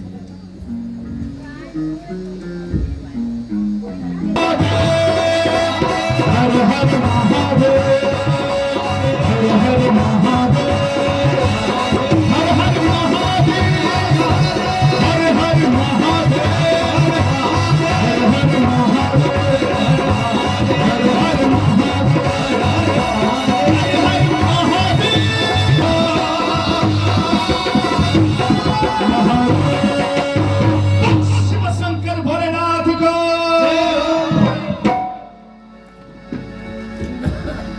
बम भोले। बम भोले भोले। तो सज्जनों, सती देवी का जो कैलाश आगमन वो भी भव्य का साथ हम लोगों ने संपन्न किया। और समीचीनं वचत्ता सर्वज्ञस्य तया नघ महाद्भुतं सुतं यो वै चरितं शिवयो शुभम। सती और शंकर का जो कैलाश में वास हुआ, वहां पर कई प्रसंगों का वर्णन है। वन विहार, क्रीड़ांगन में जाना और नदियों में जाना, जल क्रीड़ा करना, पुष्प वाटिकाओं में जाना, बढ़िया बढ़िया पुष्प चुनकर सती की फुलझड़ियां बनाना, ये सब प्रेम की बात है। देखो, पति पत्नी हो तो पत्नी भोजन बनाते रहे और पति टाइम में आए खाते रहे, बस हो गया। ये तो मशीन जैसा है। अरे पति पत्नी हो तो सुख दुख के बात करें बैठकर, नहीं कहीं अच्छी जगह घूमने चले जाएं, अपने मन की बातें करें। कोई ऐसी भी बात होती है जो सास ससुरों के आगे नहीं कहा जा सकता, घर में बैठकर नहीं कहा जा सकता, तो कभी कभी घूमने चल लिया जाए। पति पत्नी होकर कम से कम हंसी और विनोद की बात भी कर लेना चाहिए, नहीं तो जिंदगी ऐसे चला जाए। बूढ़े बूढ़ी बन जाएंगे, नहीं, बुढ़े बुढ़ी बन जाएंगे तो क्या करेंगे? तो जवानी में ही जो नई जोड़ी है, देखो भगवान भोलेनाथ क्या करते हैं, पुष्प वाटिका में जाकर बढ़िया बढ़िया पुष्पों के फुलझड़ियां बनाकर सती देवी को लगा देते हैं। सती देवी खुश हो जाती है। देखो छोटी छोटी बातों में खुश होने का वरदान स्त्रियों में प्राप्त है, तो पुरुष लोग उतना भी नहीं कर सकते। देखो पत्नियों को क्या सोचती है, तो फ्री के नौकरानी काम कराते लोग, ऐसा कभी नहीं सोचना चाहिए। ना भी सोचते हो फिर भी कार्य से ऐसा ही होता है। कई लोगों को शादी के बाद कई वर्षों तक उसे घर में चार दीवारी के अंदर बैठा रहना पड़ता है, तो एक गलत बात है। जिस पति के लिए माँ बाप को त्यागा, जिस पति के लिए अपने सगे संबंधियों को त्यागा, आज वही पति उसके लिए सब कुछ है, तो पति को भी पत्नी के लिए कैसे खुश रहेगी, उनकी मन में क्या चल रही होगी, उनकी बात भी मान लेना चाहिए, उनकी बात को भी, उनकी मन की बात को भी समझ लेना चाहिए। तो पति भी थके मादे घर में आते होंगे, काम करके आते होंगे, तो पत्नी को भी ऐसा कर्तव्य है कि कम से कम हंसकर पति की सेवा करें और घर की जो कार्य है उसको संभालें। कोई काम करने वाली पत्नी है तो काम करने वाले पति दोनों मिलकर घर को काम करेंगे। दोनों काम करते हैं और घर में आकर पत्नी को ही घर संभालना पड़े तो भी मुसीबत है। एक बार काम करता है, घर की काम संभालता है, ये तो ठीक है, लेकिन दोनों काम करते हैं तो घर के काम भी दोनों को करना चाहिए। तो ये बात हम लोग इसी कथा के माध्यम से समझेंगे, जब ही घर व्यवहार में उतार पाएंगे। तो सज्जनों, हमें एक दूसरे, देखो पति पत्नी ऐसा रिश्ता है, जब पति पत्नी सेवा करती है तो मां बनकर प्यार करती है, और पत्नी जब कुछ कहती है सरस्वती माता बनकर शिक्षा देती है। तो पत्नी क्या है, तो जीवन साथी। साथी का मतलब मित्र होता है, तो मित्र से मित्र का जैसा व्यवहार करना चाहिए। कोई भी घर की बात हो, पति पत्नी दोनों मिलकर सजेशन निकाले, दोनों में सलाह हो, क्या करें क्या ना करें। तो इस तरह से पति पत्नी प्यार से रहेंगे तो उस घर में लक्ष्मी की वर्षा होगी, आनंद का वर्षा होगा, उस घर में सदैव नारायण का वास होगा। वो घर वैकुंठ जैसा होगा जिस घर में पति और पत्नी दोनों मिलकर रहते हैं। पति पत्नी की भावनाओं को समझे और पत्नी पति की भावनाओं को समझे। इस तरह रहने वाले घर में कभी भी अशुभ नहीं होता, सुख शांति समृद्धि बना रहता है। तो आज सती और भगवान भोलेनाथ के बीच बहुत अच्छी अच्छी बातें होती, कभी घूमने चले जाते हैं। अधोवाच सतीं देवी सस्मितानो सुसंपुटाः महात्म्या सर्वतत्त्वज्ञाः तोपयन्च परमेश्वर। तो भगवान से गुप्त गुप्त बातें पूछा करती है और भगवान सब कुछ बता देते हैं। आज भगवान को प्राप्ति करने के लिए सुगम उपाय क्या है? सती देवी ने अनायास भगवान से पूछ लिया। तो परमात्मा कहते हैं, देखो सती, मुझे प्राप्ति करने के लिए कोई मुसीबत वाली बात तो है नहीं, कोई कठिन वाली बात तो नहीं। 9 प्रकार की भक्ति से मुझे प्राप्त किया जा सकता है। इसको कहते हैं नवदा भक्ति। बोल शंकर भगवान की। शृणु देवी प्रवक्ष्यामि दाक्षायणी महेश्वरी परम तत्वम तदेवानु सही युक्तो भवेत्यतः परतत्वं विजानीहि विज्ञानम परमेश्वरी। पहला भगवान को प्राप्त करने के लिए आप कथा को सुनो, भक्ति भगवान के दिव्य ग्रंथों को अध्ययन करो, द्वितीय भक्ति भगवान को स्मरण करो, याद करो ईश्वर को। उसी तरह सुलभामत प्रसादात भी एक भक्ति है, भगवान की सेवा करो, मित्रता करो, बंधन करो और भगवान को बन जाओ। इस तरह से नवदा भक्ति का वर्णन किया। तो सज्जनों, इसी तरह सती और शंकर का बहुत लंबा सफर चला। एक दिन की बात है, नंदी पर सवार होकर सती और महादेव दोनों विनोद करते हुए वन विहार करने लगे, वन में चलने लगे। जाते जाते उस घना जंगलों में पहुंचे। वहां पर भगवान राम सीता के वियोग में थे। देखो समय कैसा था, भगवान राम जब मनुष्य रूप में लीला कर रहे थे तो उन्होंने क्या किया, जब रावण ने सीता को हर लिया तो हासीते हासीते हासीते करते हुए जंगलों में भटक रहे थे। भगवान शंकर ने नंदी से उतरकर नमो नमः ऐसा हाथ जोड़कर प्रणाम किया। इसको राम जी ने, देखो शिव पुराण सुन रहे हो, रुद्र संहिता सृष्टि खंड की अध्याय संख्या 24। कथा क्या है,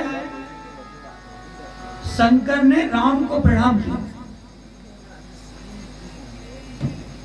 सती देवी आश्चर्य में पड़ गई, अरे ये कैसे भगवान है भाई, एक जिसके स्त्री हरण हो गई है वो बेचारा स्त्री के लिए तड़प रहा है, भटक रहा है, पेड़ पेड़ में लटक रहा है।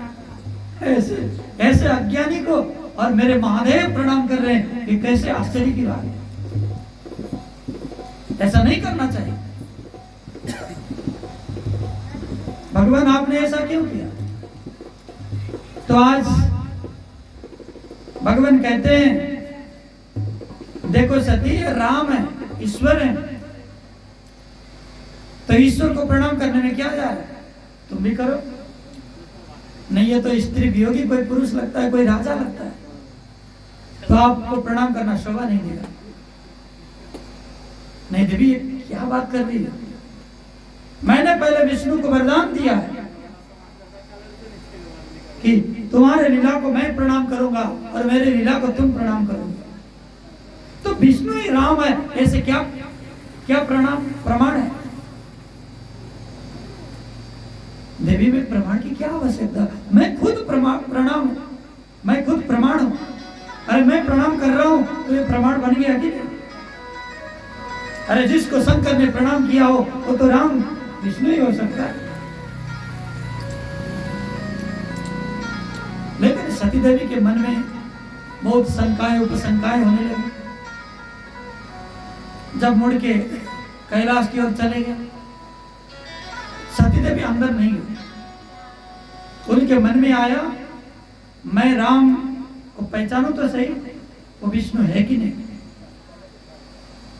तो फिर वो जंगल में चली गई, छिप के देख रही है कि राम क्या करते। आज राम को जब देखती है सीता, जो सीता के वियोग में पड़े हुए राम को देखती है सती, तो राम क्या कर रहे थे? हाँ सीते, हाँ सीते करते हुए पेड़ों को अंकमाल कर रहे थे। जब पेड़ों को अंकमाल करते हैं, बेहोश होकर वहीं गिर जाते हैं, तो लक्ष्मण आते हैं कि भैया मेरे प्रभु, मेरे राम उठ जाओ। अरे आपको क्या हो गया? अरे प्रभु उठ तो जाओ। आज राम जी का जब होश आता तो लक्ष्मण से पूछते हैं कि यूयम बदन नाथ नाथ किमिदम, मैं कौन हूं, तुम कौन हो? अरे मुझे क्यों उठा रहे हो? अरे भाई तेरा परिचय तो दो, तुम कौन हो? लक्ष्मण को भूल गए।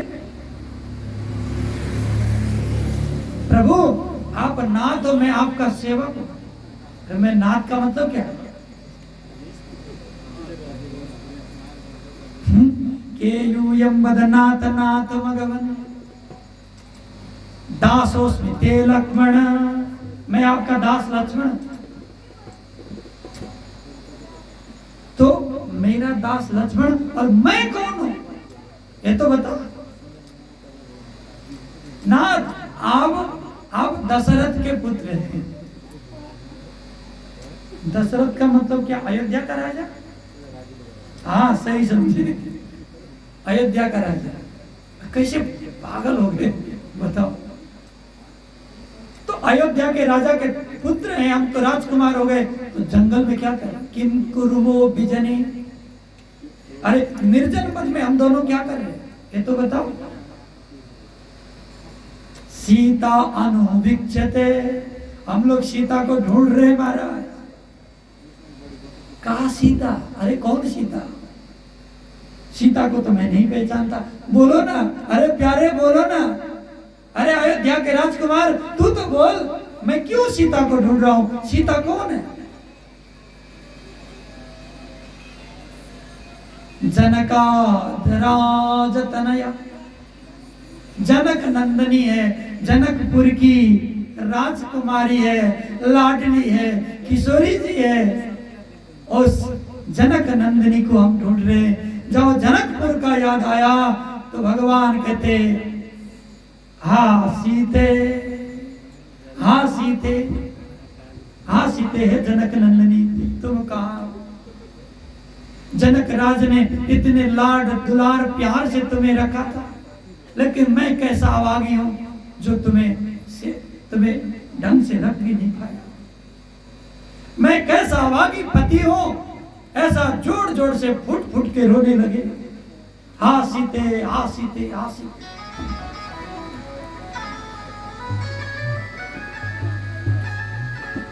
लक्ष्मण मेरे ही जीवन में ऐसा क्यों हुआ? जिसको राज्य सिंहासन पाना था वनवास हो गया, जिसको अभी शादी हुआ और मौज मस्ती से घर में रहना चाहिए था वनवास हो गया पत्नी के साथ। मेरे ही साथ क्यों ऐसा हुआ लक्ष्मण? मैंने क्या पाप किया होगा? रोने लगे जैसे मनुष्य रोते। देखो भगवान की जो लीला है, लीला का मतलब नाटक, नाटक का मतलब अभिनय है। तो भगवान के अभिनय में कोई एक इंच भी कमी नहीं है, पूरे मानव के जैसे अभिनय करते हैं। खूब रो रहे हैं भगवान। तो सती देवी ने सोची ऐसा रोने वाला, ऐसा विलाप करने वाला कोई भगवान हो सकता है? अरे तो कोई राजा है, दशरथ के बेटा। आज ही मैं मेरे पतिदेव के जो शक है उसको क्लियर कर देती हूँ। तुरंत सती देवी सीता के वेश धारण किया, सीता जैसे बनी। सीता ने जैसा साड़ी पहन रखा था वैसा ही साड़ी पहनी, सीता का जैसा रूप स्वरूप था वैसा ही स्वरूप बनाई। और सती देवी ने सीता की तरह आवाज निकालते हुए स्वामिन स्वामिन, मेरे नाथ, मेरे प्रभु, आप मुझे ढूंढ रहे हो? अरे प्रभु आप कहाँ हो? सीता बन के चली गई। राम ने देखा ये तो सती माता है, मेरी भी माँ है। तुरंत चरणों में वंदन किया। अरे माँ आप तो अकेली आ गई, मेरे प्रभु कहाँ है, मेरे भोलेनाथ कहाँ है? सती देवी शर्म के मारे सिर नीचे झुकाई और प्रणाम करने लगी। नहीं मैं तो वैसे ही मजाक कर रही थी। अपने ही स्वरूप में आ गई। राम को प्रणाम करके फिर कैलाश की ओर चली गई। उसी दिन भगवान शंकर ने सती देवी को त्याग दिया। क्यों? ध्यान में तो राम और सीता को ध्यान करते रहते थे। ध्यान में आज सती देवी को देखा है, सती देवी को सीता बनते हुए देखा है। तो आज के बाद तुम सीता हो, सती नहीं हो सकती। इसलिए भगवान शंकर ने सती देवी को त्याग दिया। इसीलिए सती देवी को दक्ष के यज्ञ कुंड में जाकर गिरना पड़ा। जब पति नहीं रह गए, पत्नी के रूप में स्वीकारते ही नहीं, माता के रूप में स्वीकारते हैं, तो उस घर में रहने की क्या फायदा? तो उनको यज्ञ कुंड में जाकर अपने शरीर को त्यागना पड़ा। तो सज्जनों, बहुत ही अंतरंग कथा है जो शिव पुराण में ही मिलता है और कहीं नहीं मिलता। तो इस कथा को मैंने आपके सामने निवेदन किया। तो सज्जनों, कल पार्वती का जन्मोत्सव होगा, बहुत बड़ा उत्सव होगा, लेकिन आप लोग कितना बड़ा कर सकते हो वो तो आपके हाथ में। हम 2 बजे, दिन के 2 बजे पार्वती का जन्मोत्सव करेंगे। और आप लोग इस जगह पार्वती, देखो नवरात्र का समय चल रहा है, नवरात्र के समय में भगवती माता पार्वती का जन्मोत्सव मनाना ये तो सौभाग्य की बात है। 1-2 भाग्य की बात नहीं, सौभाग्य होगा जब ही प्राप्त होगा। जैसे भागवत में नंदोत्सव करते हो, ऐसे ही शिव पुराण में पार्वती जन्मोत्सव होता है। तो जन्मोत्सव में क्या क्या लाना है? जो कर्ता परिवार के सदस्य हैं, हमारे भाई लोग हैं, कोई चॉकलेट लाइए, नहीं कोई बढ़िया बढ़िया सामान लाइए। जो लुटाना है तो लुटाने के लिए और लोग भी आना चाहिए, श्रद्धालु भी आना चाहिए। तो सभी लोगों को निमंत्रण है, कल अधिक से अधिक संख्या में उपस्थित रहें और पार्वती माता का जो जन्मोत्सव है वो धूमधाम का साथ मना लिया जाए। देखो माता को लाल बहुत पसंद है,